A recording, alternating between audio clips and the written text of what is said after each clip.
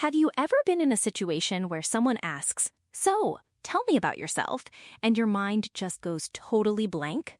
You have so much to say, but suddenly finding the right English words feels impossible? Oh, absolutely, Zoe. It's like your brain locks up, right? You want to sound confident, interesting, and just, well, like yourself. But the words just don't come out. It's such a common struggle for English learners, and honestly, even for native speakers sometimes. Exactly. That feeling of wanting to connect, wanting to share who you are, but the language barrier feels like a huge wall. Well, today we're going to break down that wall. We're diving into how to talk about yourself with confidence in English in a way that feels natural, easy, and totally you. This is so important because talking about yourself isn't just for job interviews, right? It's for meeting new friends, chatting with colleagues, even just making small talk at a coffee shop. It's truly a daily life skill. We'll give you some simple, practical phrases and ideas you can use right away. Our goal is to help you feel more comfortable and confident every time you need to introduce yourself or share a little bit about your life.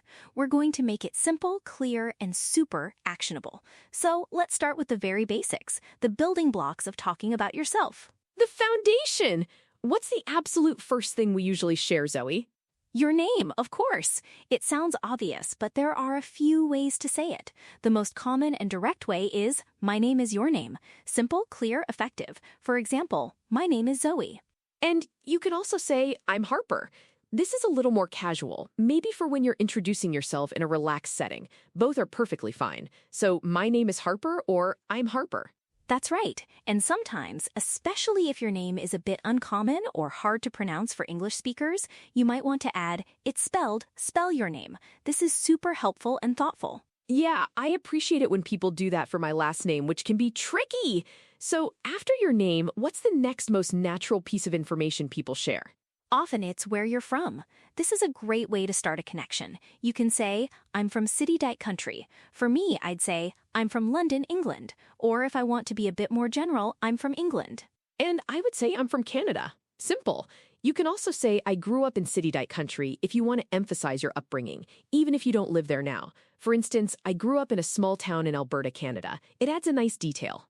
Excellent point, Harper. It gives a little more flavor to your background. So let's put those two together. "My name is Zoe and I'm from London," or "I'm Harper and I grew up in Canada." See, it's already sounding like a natural introduction. Right. Now, after where you're from, people are often curious about what you do. Your job, your studies, your profession.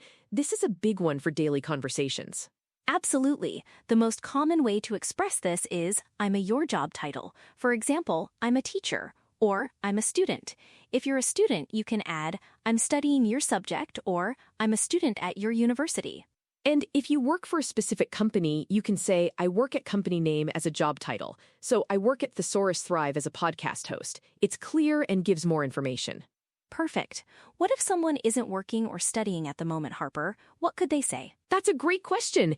You could say, "I'm currently looking for a job in your field," or "I'm taking a break to travel right now," or even "I'm focusing on a project or personal goal at the moment." It's always about being honest and comfortable with your answer. That's very helpful. The key is to have a simple, ready answer. So let's combine these three parts. "My name is Zoe, I'm from London, and I'm a teacher." Or, "I'm Harper, I grew up in Canada, and I work at Thesaurus Thrive." See how smoothly that flows? It's not a rigid script, but a framework. Now let's add some personality. People don't just want to know your name, where you're from, and what you do. They want to know you. So hobbies and interests are super important. Yes, this is where you really shine. There are many ways to talk about your interests. The simplest is, "I like hobby." For example, "I like reading." But you can make it more engaging. Try, "I really enjoy verb 9." Like, "I really enjoy reading fantasy novels." Exactly! Adding that detail makes it interesting. Instead of "I like movies," try "I'm a big fan of old black and white films," or "I'm really into hiking and exploring new trails." The phrase "I'm really into" is very natural and common.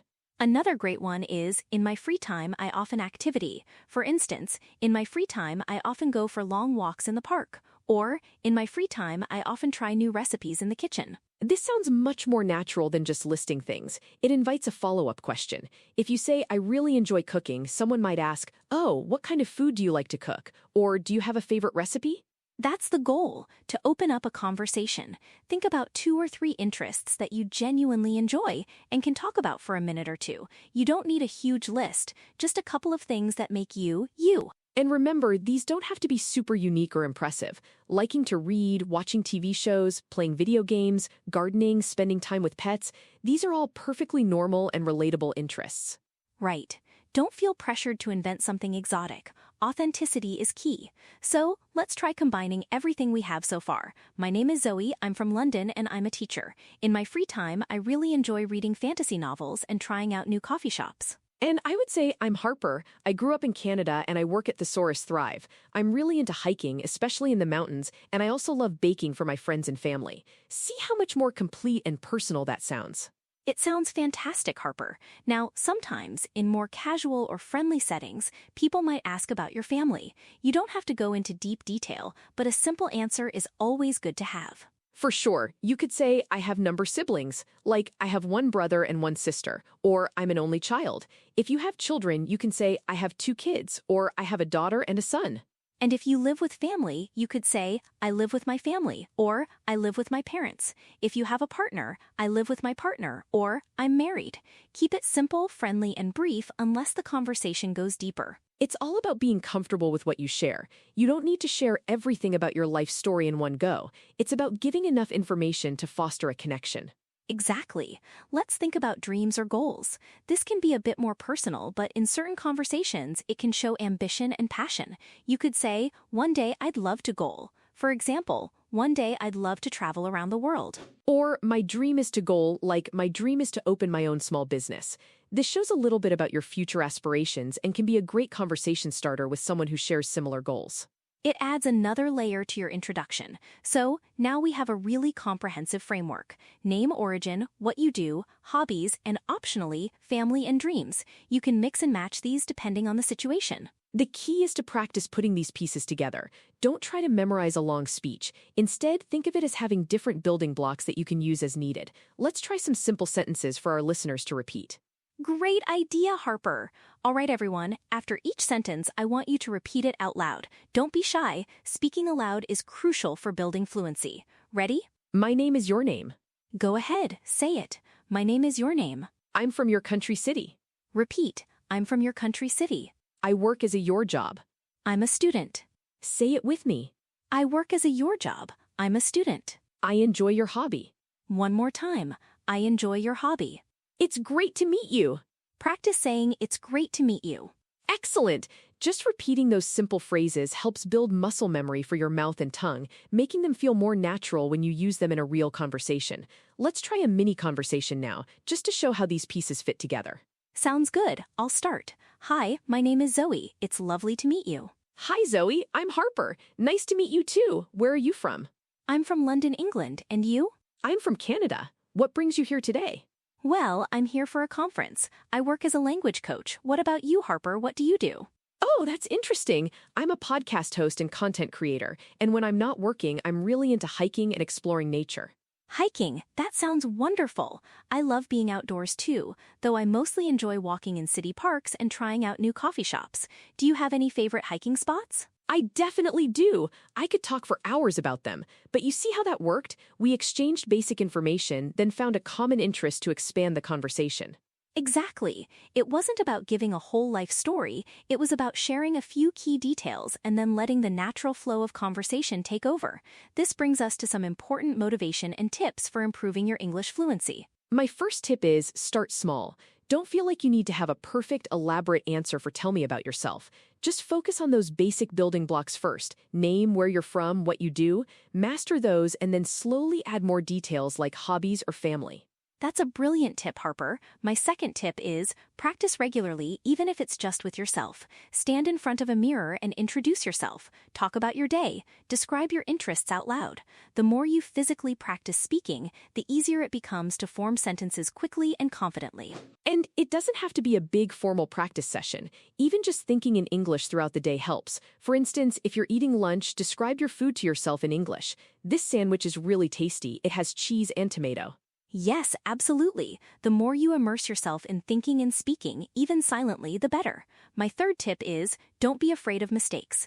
Everyone makes mistakes, even native speakers. The goal isn't perfection, it's communication. People appreciate your effort to speak in English. Seriously, most people are very understanding and happy that you're trying. If you make a mistake, just correct yourself and keep going. Or if you can't find a word, try to explain it in a simpler way. That's a great skill to develop. Exactly. And a fourth tip from me, listen actively. When someone introduces themselves to you, listen carefully to what they say. This helps you learn new phrases and also gives you clues about what kind of information they might be interested in hearing from you. Listening is a huge part of being a good conversationalist in any language. And my last tip is ask follow-up questions. After you've shared a bit about yourself, turn the conversation back to the other person. What about you? Or what do you do? Or do you have any hobbies? This shows interest and keeps the conversation flowing naturally. These are fantastic tips, Harper. Remember, confidence in speaking English isn't just about knowing all the words, it's also about having strategies to communicate effectively and comfortably, and knowing how to talk about yourself is truly a cornerstone of that. It opens so many doors, both in your personal life and professional life. Imagine being able to confidently chat with new colleagues, make friends from different countries, or feel comfortable introducing yourself at a social event. That's what we want for all of you.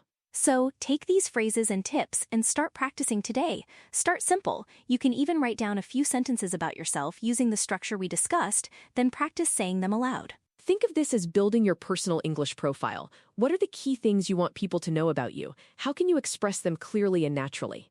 And remember, every time you speak English, no matter how small the conversation, you are improving. You are getting closer to your fluency goals. Don't underestimate the power of consistency. Absolutely. It's a journey, not a race. Celebrate every small win every time you successfully introduce yourself or share an interest in English. We truly hope this episode helps you feel more empowered to talk about yourself. Go out there and share your amazing story with the world. Yes! And if you found this podcast helpful, please make sure to like this episode, share it with anyone who might benefit, and subscribe to Thesaurus Thrive for more practical English lessons. Your support really helps us grow. We love hearing from you. So, leave a comment below and tell us one thing you love to talk about yourself. We'd love to read your responses. Until next time, keep practicing, keep learning, and keep thriving with your English. Bye, everyone. Keep up the great work.